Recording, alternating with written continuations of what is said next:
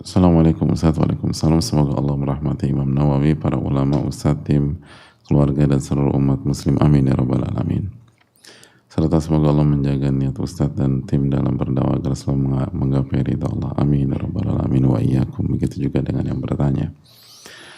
Ustaz izin bertanya perihal mencintai karena Allah. Saat ayah saya masih lalai dalam salat subuh, namun di satu sisi beliau menjalankan perannya sebagai pemimpin keluarga dengan baik, menafkahi,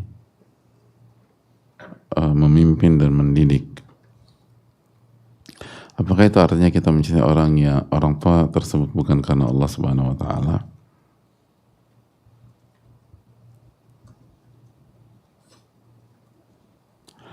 Di satu sisi ayah mengalami kemajuan semasa hidupnya dalam beribadah dibanding dahulu. Mohon doanya agar ayah bisa sholat 5 waktu. Saya selalu ketakutan jika usianya berakhir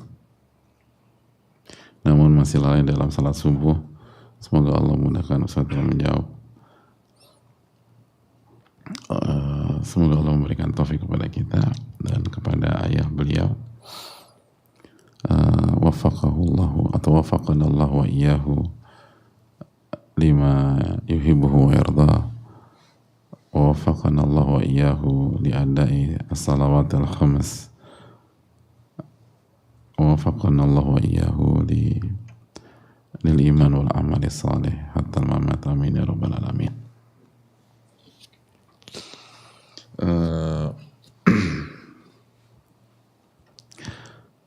Hadirin Allah muliakan, yang pertama, selama seseorang itu masih punya iman dan punya amal soleh, lalu kita mencintai dia karena amal soleh dan iman tersebut sesuai dengan kadarnya masing-masing, maka itu masih dalam kategori cinta karena Allah Subhanahu wa taala. Itu yang pertama. Jadi semoga ini masih, apalagi ayah kita ada perubahan, ada perkembangan walaupun belum cukup, namun perubahan dan perkembangannya harus kita syukuri. Yang kedua, adapun masalah salat subuh, yang perlu kita camkan bahwa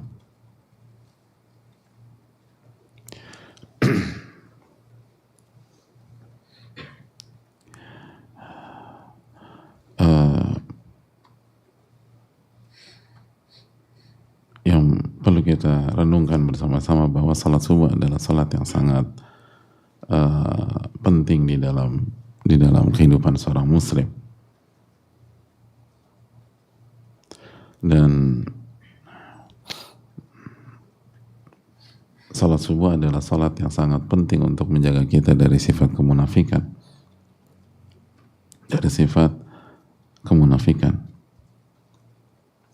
Nabi kita alaihi salatu wassalam bersabda,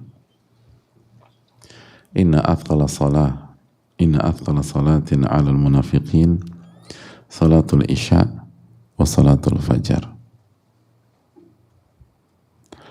Sesungguhnya salat yang paling berat bagi orang-orang munafik, salat yang paling berat bagi orang-orang munafik adalah salat isya dan salat subuh. Dan kalau mereka mengetahui keutamaan dan kandungan di dalam salat isya dan salat subuh, maka mereka akan mendatanginya walaupun dengan kondisi merangkak. Jadi hadirin Allah muliakan,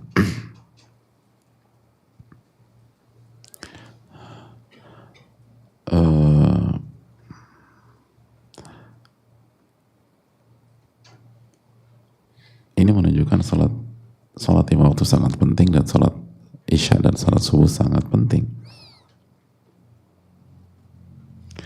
Bahkan Ibnu Umar radhiyallahu ta'ala anhuma, beliau menyampaikan bahwa kunna idza faqatna al-insan fil isya wa fil fajar asa'na bihi dhann. Kalau kita tidak menemukan seseorang di salat isya dan salat subuh, maka kita suudzon sama dia. Itu para sahabat tuh.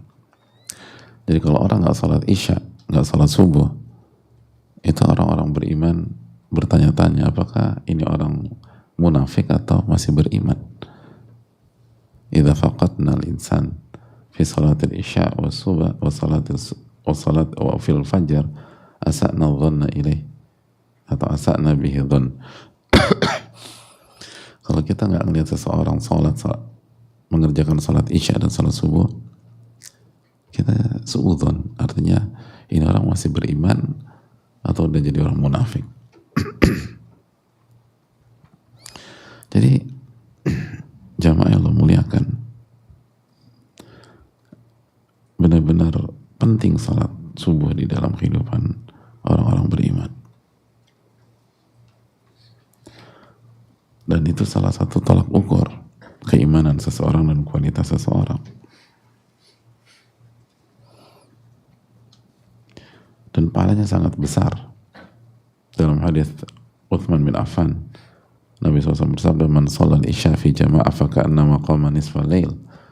Barang siapa salat isya berjamaah, maka bonus pahalanya seperti dia salat setengah malam.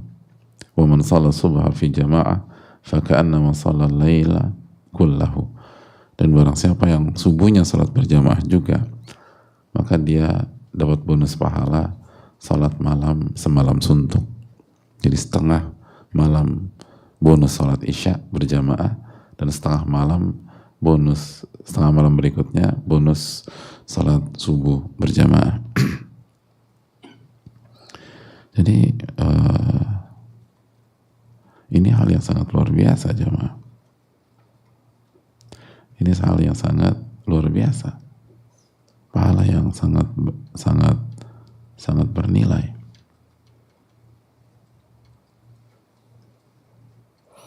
Dan Nabi juga SAW bersabda dalam masalah ini.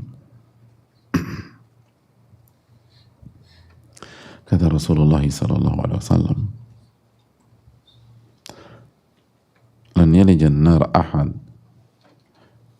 shalla qabla tulu'i syamsi wa qabla ghurubiha." Seseorang tidak dimasukkan atau tidak dibakar di dalam api neraka yang sholat sebelum matahari terbit dan sebelum matahari terbenam. Maksudnya sholat subuh dan sholat asar. Jadi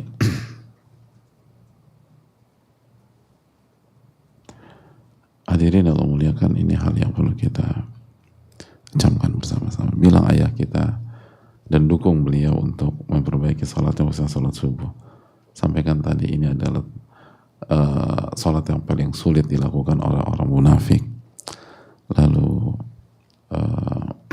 ini juga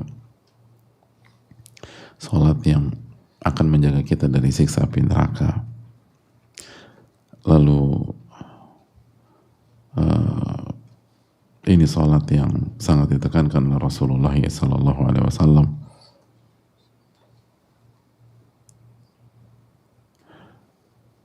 Dan semoga Allah memberikan